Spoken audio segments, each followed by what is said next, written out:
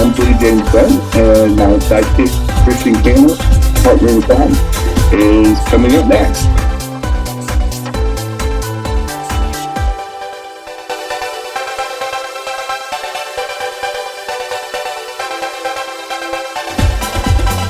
Hey everyone, I'm Jim's sidekick. Welcome to Two Queers in a Truck. Hi y'all. See you soon.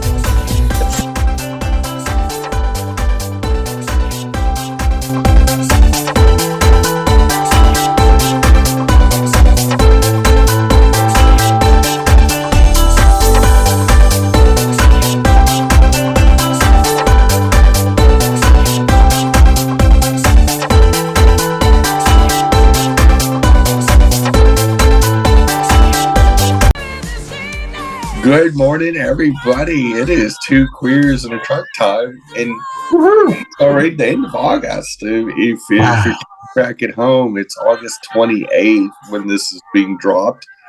We record these in the week in advance, so in real life, we just finished up Pride Weekend here in Charlotte. What a fun time!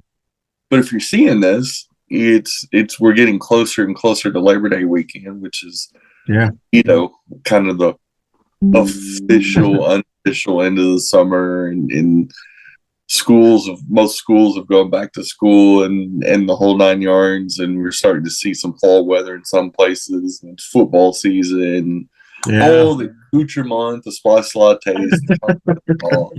and of course, and your birthday month. It's my birthday. September is my birthday month, and it's pumpkin season, which is one of my favorites here. I love pumpkins, which lets me know we're getting close to Halloween. And since I'm an overgrown child, this is my favorite time of the year in many ways. Even though I always miss summer once it goes away. But anyway, we're going to jump right into it. The first topic is really funny. It's based on a Facebook post that I saw this last week about this saloon in Idaho, and it bills itself as kind of the no homo saloon, but it's anything but. And so it looks. I don't know why that sounds funny. It is funny. I think it's basically kind of a Brokeback Mountain type bisexual and gay man hangout, but my friend of mine that posted about it was saying, it's problematic, and it may be the reviews of it aren't good, but they have different guest speakers here at they have different events, and one of them, this guy is supposed to be a former homosexual, and he looks like a big old queen, and his speaking engagements is called Homo No Mo, but the saloon's called Old State Saloon, and it's in Idaho. I don't know where in Idaho.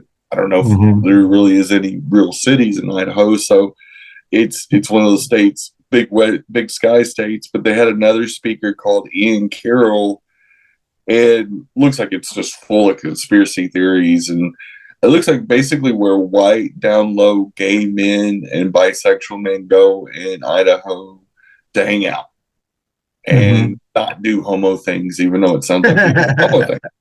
And what I found funny about the whole thing is there's a Casey Ann Freeman that does not recommend the Old State Saloon according to the Facebook reviews, and says it's a fantastic place for closeted men, bisexual men, and even out gay men. The bar itself is said to have magical healing powers specifically for gay men. And a lot of it, I think, is irony and things like this. They have a bunch of people that walk around dressed in drag, looking like J.D. Vance, and they still serve Bud Light, according to this reviewer. But the guy that owns the bar is a bisexual man that loves leather bears and that sort of thing. So it's very hilarious. It's very odd. And it just tells you how strange white conservative men are.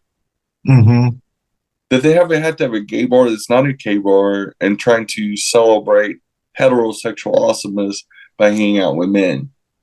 Mm-hmm. And it just isn't lost on me the parallels between that and the national Republicans and how they just go, well, we need to have heterosexual pride and we need to, Yeah. we're not homos. And then we see pictures of J.D. Vance, cross-dressed in drag and we see it time and time again. We saw this with the governor of Tennessee. We saw it with Katara and all the drag queen awesomeness from our friend in New York that got in all kinds of trouble.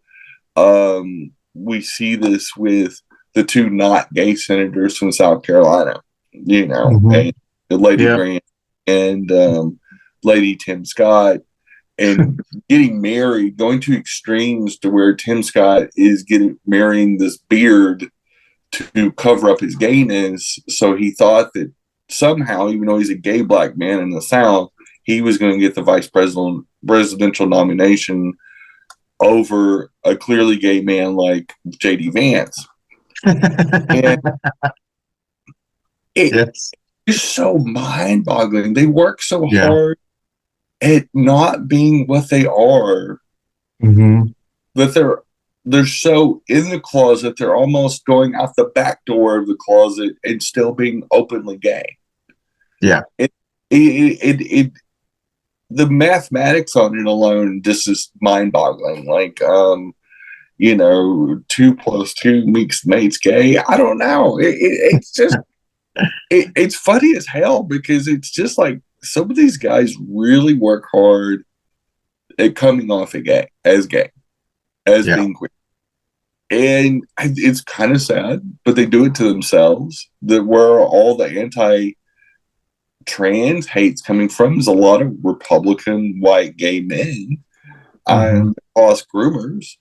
The anti-groomer group that's supposedly been started by white gay men in Florida is mostly gay men and closeted Republicans. And it's just. And then people like Dick Suckus, that clearly has a lot of things to hide himself. and you just wonder the mentality, like there's going to be some therapists that are going to write Nobel Peace Prizing theses over this group of Republicans because they just go to great lengths to come off that stupid. You have to work that hard. It's a lifetime of achievement. I'll give them that. To be as stupid as the current Republican Party is, it's actually almost unbelievable that that anybody would be this hard. And in other news, there is a Democrat, an Ashley Brundage, a trans Democrat. Ron DeSantis gave Ashley Brundage, a trans Democrat, an award, and now she's challenging GOP power. She is the first trans woman. She's running to be the first trans woman in Florida state history to be in the state legislature. She's 44, a DEI educator, and former bank executive, a devoted parent of 2 teenage boys, and a major booster for her hometown of Tampa, Florida. And she's fighting to be the first elected transgender lawmaker from Florida, which there's states all over the country that are now starting to elect transgender women to their state legislatures. We've seen it here on the East Coast with Virginia and Delaware. And so she's competing in the Democratic primary to represent South Tampa in the Florida House. She has endorsements with Tampa Bay Times, Equality Florida, of course, and she's the overwhelming favorite to win. Brandage is the first transgender candidate to be endorsed by pro-choice advocacy, the Ruth List, not ruthless. I see we make that joke with the other show. Yeah. If she does prevail, she'll be facing off against Karen Gonzalez Pittman, a former teacher in the district who voted in favor of Don't Say Gay. And so it's kind of strange.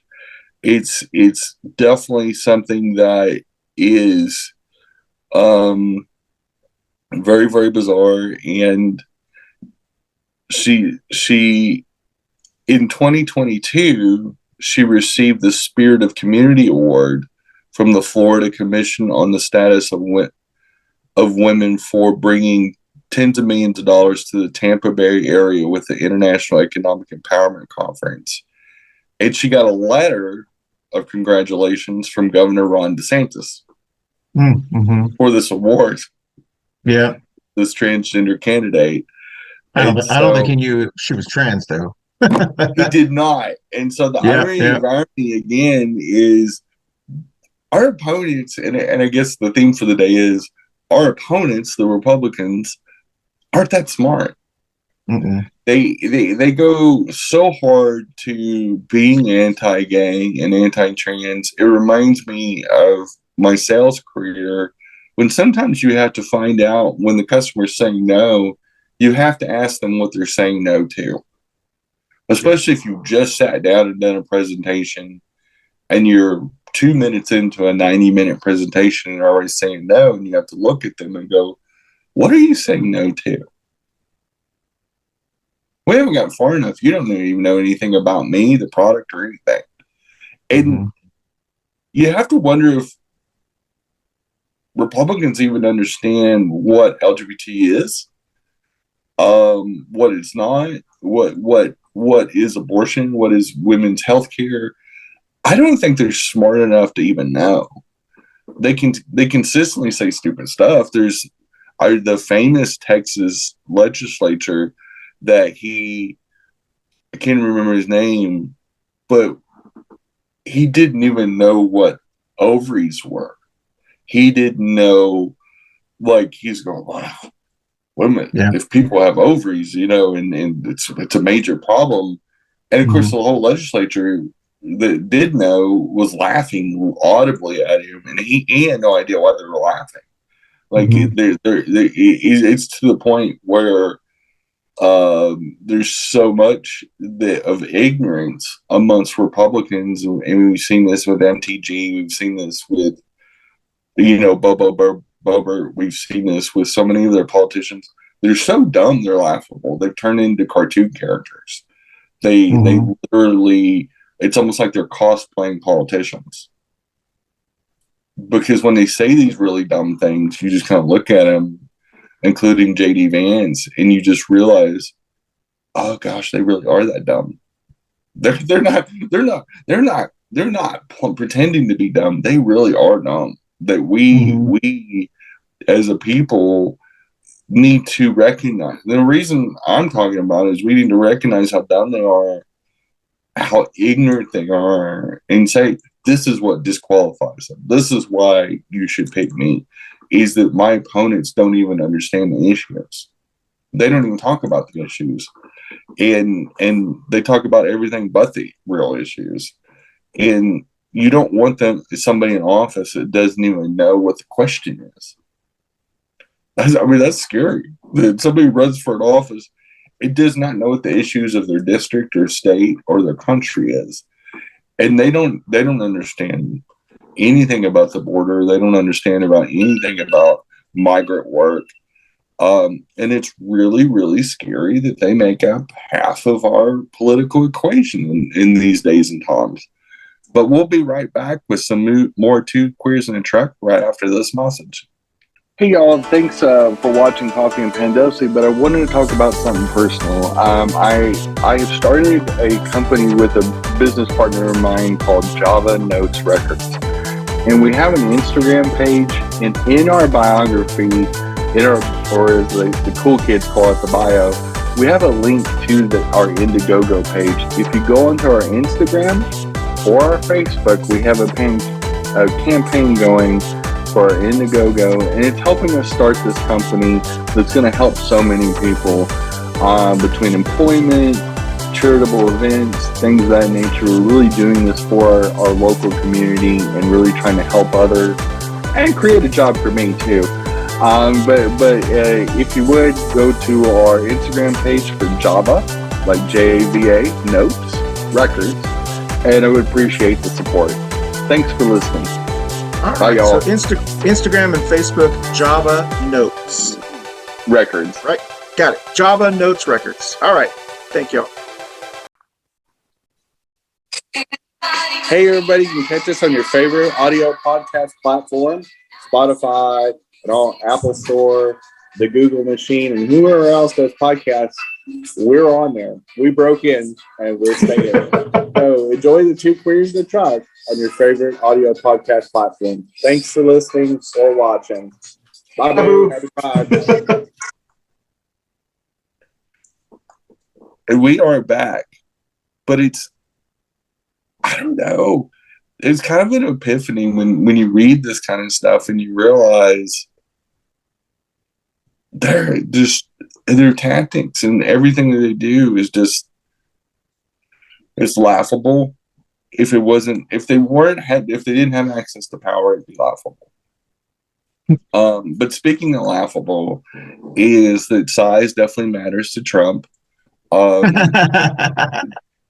Dude is obsessed with crowd size. Yep. So much so, Harris, but especially Governor Walz, on the campaign trail this last week, has commented it in the last 4 campaign stops in Michigan, Wisconsin, Pennsylvania, and Arizona, and 4 battleground states. And Tim Walz has mentioned it in his speeches every single time.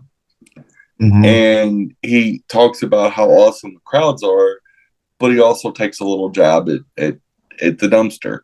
And he is just, Tim Walz has a very specific sense of humor. He's very, very funny. And he's sliding it in, and the crowd gets it. The crowd understands exactly what he's saying, because we're not Republicans. So on average, we're not that dumb. We're pretty smart. We're smarter than average. And this is typical of authoritarian figures. They're very conscious of, they would rather appear powerful than be powerful.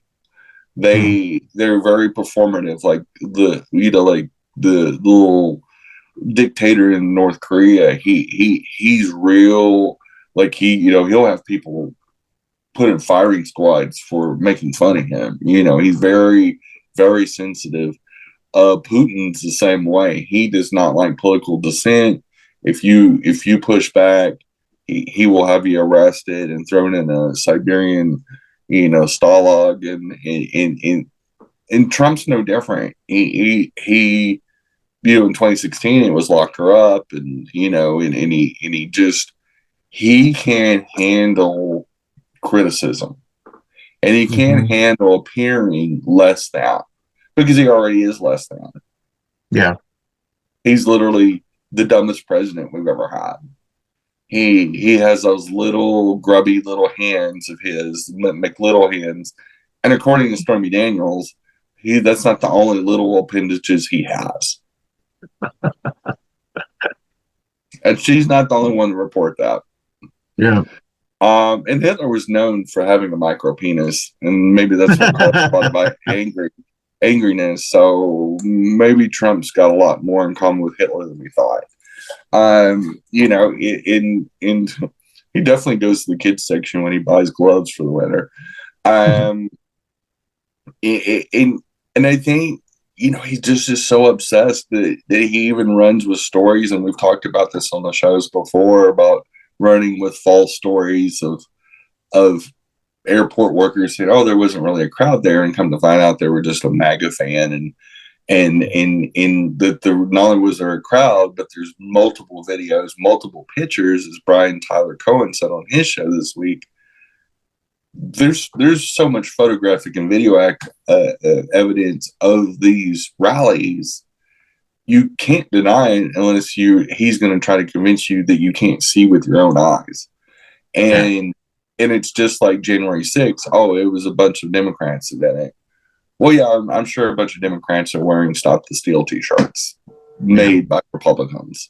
Like they try to convince us like there's some kind of Jedi's, like it's back in the Reagan times when Reagan could get up and just lie his ass off. And he did. Reagan was famous for lying and making up stuff. And we're in an era where everybody has a camera and a video camera in their pocket, and it's their smartphone. So there's thousands. If there's 15,000 people at an event, there's 15,000 cameras there. And they all go to the social media. And they all say, they're doing their selfies, and they're doing the things that we did this last weekend when we went to Pride. They're taking selfies, taking pictures of whoever's up on the stage, the whole 9 yards, because that's what we do as humans, because we're social and we love sharing. And the dumb Republicans that are saying the crowd size is small is ignoring the fact that their crowd size is dwindling, that there was a video of Trump's speech, and you could in BTC's thing, you could hear Trump speaking in the background, and then the camera panned down, and the crowd was half empty. And he says, BTC said, either these people are wearing disguises that make them look like seats in an arena, or these arenas are half empty for Trump. But Trump says, "Oh, well, we're turning people away," and everybody that goes to the events are saying, "No, people are getting up and leaving while he's talking and not coming back." That he's losing people over a lot of things, including this assassination stuff, attempted assassination stuff, and so many more, where people that normally would have sat there and listened to it are not following down the trail as much. And there's a lot of QAnon people that are going, I don't think we believe you anymore. We've been duped twice, but I don't think we're going to fall for this a third time. And Republicans are petrified because they're going, oh, you mean you're not going to fall for it a third time? And they're in trouble because they lost by 7-8 million votes last time against a really old Joe Biden that definitely was not in the prime of his career in 2020. And they were so scared of Joe Biden this year, they basically forced him to force the Democrats to make him step down because they know how responsible we are. Yep. But we replaced him with a young, vibrant, amazing, brilliant woman that absolutely gets under their skin. And they are outing themselves as racist as we speak for the black, not black VP Harris. And again, they're obsessed with stuff like this. They're obsessed with people's gayness. They're obsessed with people's genitalia. They're obsessed with Vice President Harris' skin color. They're trying to prove that she ain't black, that she all of a sudden became black to campaign, which is the most bizarre thing I've ever seen. It's not bizarre because it's coming from the Republicans. It's just bizarre that you would even try this. But it just speaks to their desperation. It's almost like they're going to start telling everybody in the country, well, you're not really a woman. I know you were born with ovaries, and I know that you still identify as a woman, but you're not a woman anymore. Or if you don't have babies, you must be a crazy childless cat lady. I think Republicans just hate everybody. I've just got to the point that these are stupid, hateful white men mostly. That it is like the little rascals in the He-Man Woman Haters Club. And it's a bunch of little men that grew up and still aren't men. They're little boys. They're scared little boys with the psychological makeup of a 3 or 4-year-old. And they've just gotten to a point in life, they're just like, I know I'm stupid, so I'm just going to be stupid with all my stupid friends. And I'm going to say Vice President Harris ain't black. And I'm going to brag about Trump's crowd size that doesn't exist. And I'm going to lie about VP Harris's and Tim Walz's crowd size. And this is the hill I'm going to die on. it is kind of, how a party's just kind of dwindled, like a party at somebody's house, and you got the last stragglers. I think we're just seeing the last stragglers looking around going, well, this is it. This is the party. This is us. And we got Tim Scott with his not fake wife or whatever she is. And we got, JD Vance wearing a dress and a blonde wig going, well, boys, I'm the entertainment tonight. We couldn't afford an actual celebrity. And just like it's like this sad, bitter end. Sorry. Of having some technical difficulties today. Yeah, sorry about that. No, you're fine. And it's almost like they're getting to the end of the road, and they all kind of know it, and they all can't prevent it because they've spent 8 years crafting this master plan. And like what with like Wile E. Coyote from the Bugs Bunny Roadrunner show, it's literally blowing up in their face. It's just these super geniuses and these chuckle fucks. And as Jeff Tiedrick likes to say, Donnie Fuckface is just, he's at the end, and he's hanging out at his sleazy golf motel, hardly campaigning. The guy's hardly even going out and campaigning anymore. He's sending JD Vance around, which is causing a lot of resentment amongst Republicans. They're saying, we don't really want to see him. We want to see you. But then a lot of MAGAs that aren't going to Trump's rally anymore, he says, I'm not going to go out for half filled arenas because he's such a prima donna, and nobody gets to see his little hands gesturing around as he babbles incoherently for an hour and a half, and people are going, I paid to see this, and you're just seeing the wheels fall apart.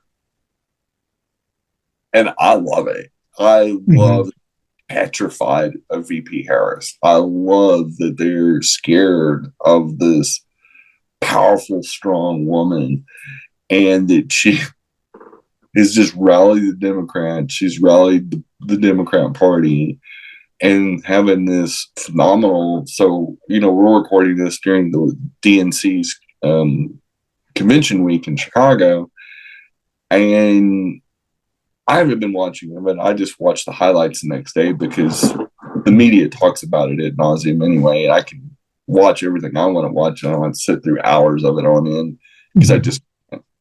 And it's not because I don't love the Democrats. I am a Democrat, but it's a lot. It's too much, and I've got a life.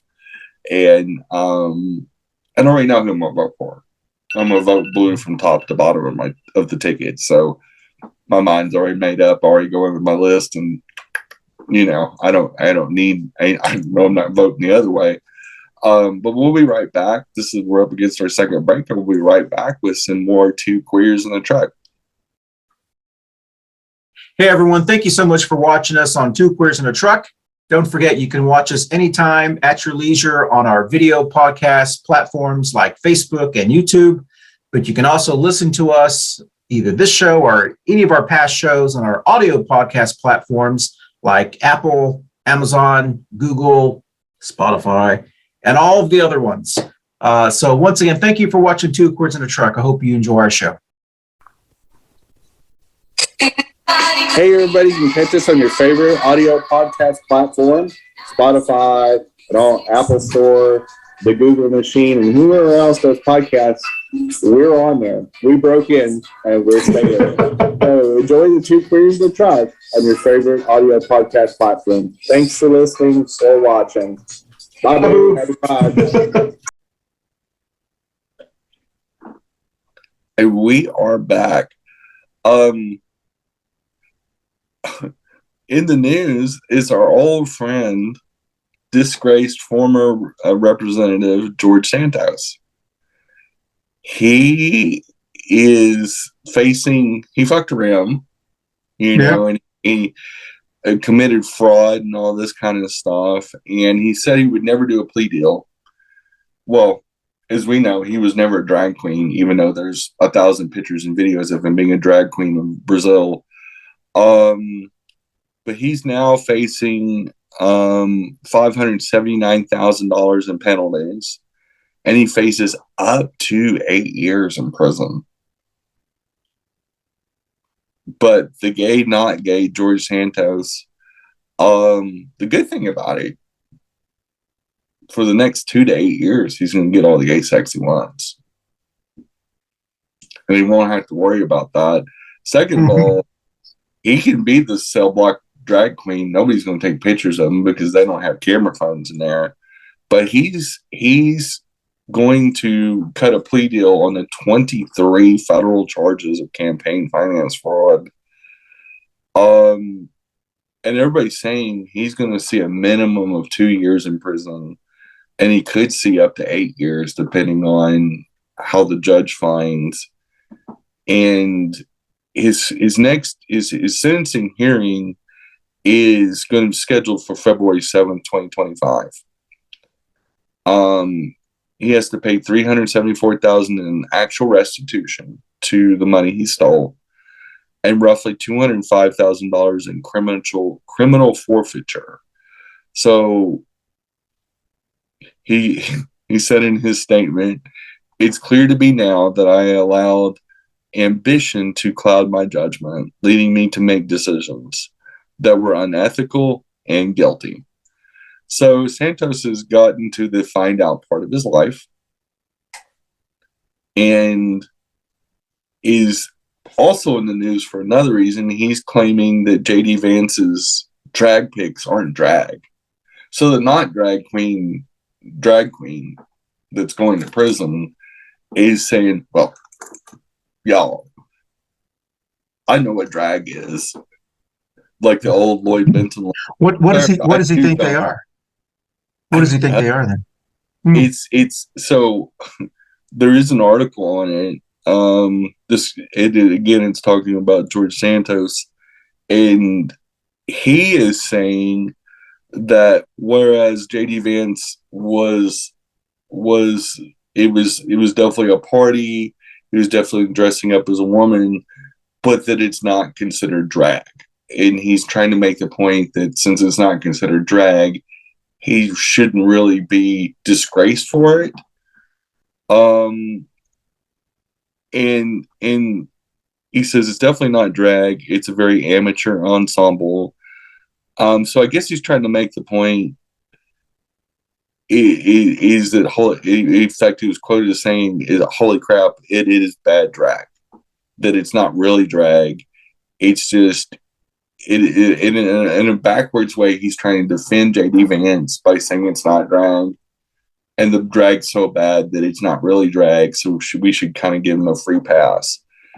And of course, it's also George Santos trying to stay in the news cycle too, because he still has ambitions for running for office, because we live in a country and we live in a time when, the Supreme Court allows convicted felons to run for office. So I guess everybody has to have a dream, but we kind of created this monster with George Santos because we told Donald Trump, you can get 34 convictions for felony fraud and still run for president. And so this is the results. This is the find out part of the thing, is that George Santos isn't wrong. It is bad drag. I mean, he didn't have any good makeup on, and the wig looks like it came from a bad Party City outlet store. So, and the dress looks like somebody's drapes. I mean, and it is pretty funny. But it is bad drag, but it is drag. Yeah. Oh, it's 100%. So yeah. So I agree with you, Jenny. He's trying to. But once again, it's a very childish and silly, weird response to everyone can see that this guy's dressed in drag, and everyone's eyes can see it, and they're trying to say, well, don't really believe your eyes because it's not really drag. I've got a question for you, Christian. Sure. Is it because they're so used to talking to their voters this way that they're used to telling them what to think and what not to think? Oh, this didn't happen. You guys, we really We did Yeah. win. We got all the votes, but Yeah. Democrats are dirty cheaters. That sort of thing. Do you think it's just that they're so used to talking to their own voters at their own rallies that they have started to believe their own bullshit? And they just go, well, whatever we say is the law.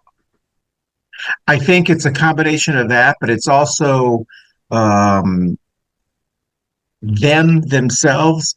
They happen to be part of a group of people in America that were able to do that when they were younger, whether it was poor parenting or whatever the case may be, and they would lie and try to get out of things, and no one challenged them, and they were able to grow up. I don't know if it was because they had certain privileges or whatever, and now that they are an adult, it upsets them that they can't get out of things like that anymore, Right. and they tend to be middle-aged white men who are used to being able to BS their way out of things. And now they can't do that anymore because women are smarter, other people are smarter, and people in their own groups are smarter. And so, in many ways, we did them a disservice by not saying when they were younger, you're full of crap, you Right. know. And as a result of that, because they're older now, it's hard for them to adjust to like what the real world is like. And Mm-hmm. I think that's to me, and we've been saying that for a long time, Jen. Sorry to keep going on like this, but Yeah. it's they're like spoiled little kids who never grew out of it. And because much of it's because of social media, they've been able to find each other. I mean, and you and I know this firsthand just from our shows and who posts stuff on social media. It's not younger people, it's not people of color, it's white men. Mm-hmm. And it's a very bizarre phenomena. They love things. They love to follow stuff that they don't like. Yeah. It's bizarre. And you're right. They got so for 200 plus years, they got used to just running roughshod over people. In the moment we elected a black man in 2008, I think a lot of this came crumbling down. I think for Yes. a lot of realities for these, especially for these baby boomers and some extent the Gen Xers, they have lost it. Yeah. For lack of a better word, they've really lost their minds and they're so obsessed with if it's not white and male, it doesn't need to exist kind of mentality. Like Yeah. we're just going to erase every identity. We're going to cancel every culture except our own. And what they're Mm-hmm. left with is a bunch of has-beens and never was with washouts like Hulk Hogan, Rob Schneider, all these basically losers. And Trump's a loser. Yeah. He hides out at his sleazy little golf motel and cries about things. And has weird campaign rallies where he's ogling high school girls, dancing and cheerleading. And it's creepy. It's sad. It's like the creepy older dude that still tries to hang out at the high school parties. Yeah. And you just want to look at them and go, you're not in high school dude anymore. It's creepy if you come to these parties. These are Yeah. 16. Like you need to go somewhere else. But the kids you're Exactly. going to play with you. The actual They're still adults. trying to wear their leather jacket and they're 40 Yeah. years old. Yeah. I mean, I lost my leather jacket, but I would not, you know what I mean? Yeah. Those kind of guys. Yeah. They peaked in high school or their version of peaking. And now that they're old, they want to relive it. They want to live their glory years. And you're going, no, your glory years should be now. You should have figured it out by now, or at least working on figuring it out, and you're not even trying. And speaking of people that have peaked a long time ago, or maybe never peaked, Rob Schneider's daughter calls him out for being anti-LGBT and Mm-hmm. talks about it on a podcast and says he was a really bad dad. Mm. In fact, she said on the podcast, she said, "You to her dad, you're talking out of your ass," and her she's a singer songwriter and actress. Her name is Elle King, and she's calling him out because he's this, Rob Schneider's turned into this degenerate anti-LGBT MAGA, just like all these washed out celebrities that aren't in the news anymore, and their movies suck, and they're not even getting calls from Hollywood anymore because they never were really that good. Rob Schneider was a one-hit wonder with Ace Bigelow, Male Gigolo movies. And the first one was moderately funny, and the second one was awful. That he hit his peak with those movies. That was it. And we see this with Hulk Hogan that isn't even relevant at all in the wrestling world. And is he's not only a has-been, but he's been a has-been for 20 plus years. This is who MAGA's bringing to the table. And it's why they hate Taylor Swift. It's why they hate the gays, because we have the best parties. And nobody's interested in them. At the end of the day, not only are they all standing alone together, using their tears for lube, for masturbation, but they're sad.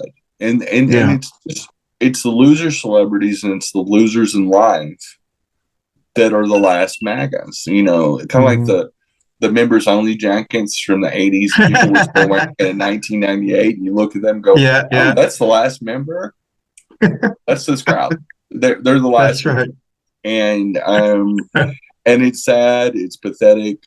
If we keep on pushing, we're gonna blow them out this fall. And I really want to see it. I want to see a massive blue wave, and I want to see a whole bunch of women make it into office, and a whole bunch of gays and trans people make it into office.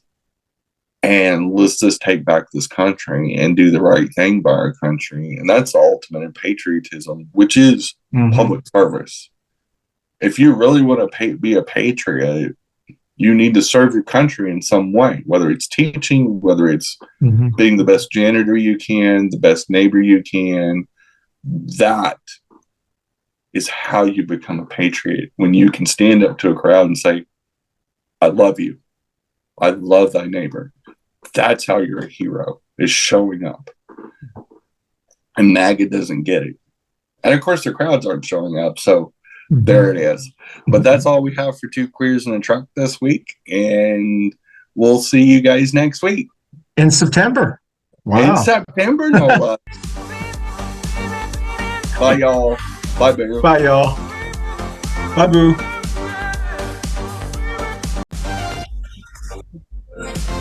Hey, y'all. Thanks for watching. We're rocking it out to a little bit of Hot Stuff by Donna Summer.